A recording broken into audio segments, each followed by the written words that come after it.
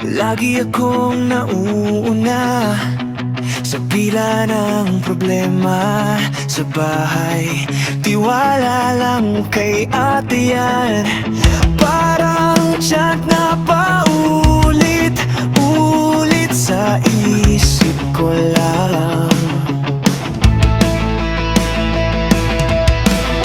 Tahimik akong sumasalo, mga lihim na luha sa banyo paglabas. Ngumiti na naman kahit wasak na yung loob ko. Hindi palaging okay si ate, hindi ako palaging malakas. Minsan gusto ko lang may magsabi, kwento ka lang kapag mabigat na.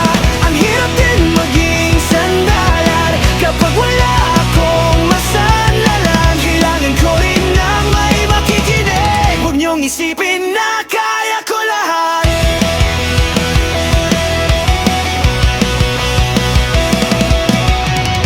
Kumusta ka? Di ko naririnig. Tanong na sana para sa'kin. Sanay na sa pakisuyo naman. Kaysa pagod ka na ba, pahinga ka na lang. Kala nyo ayos lang ako, kasi tahimik, kasi di umiibig ka baka kaya ko natahimik. Kasi hindi ko na alam saan ako iyak. Hey! Hindi palaging okay si ate, hindi ako palaging malakas. Minsan gusto ko lang may magsabi, kwento ka lang kapag mabigat na.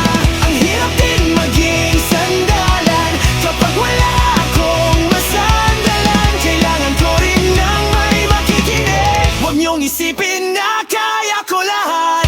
Pwede bang ngayon naman ako naman ang hahawakan? Isang kumusta lang sa akin, baka doon pa ako lalakas ulit. Kung makikinig ka lang, di ko hihilingin na ayusin lahat. Pakinggan mo lang, yun na yung sagot sa bigat. Hindi palaging okay si ate, hindi ako palaging malakas. Minsan gusto ko lang may magsabi, kwento ka lang kapag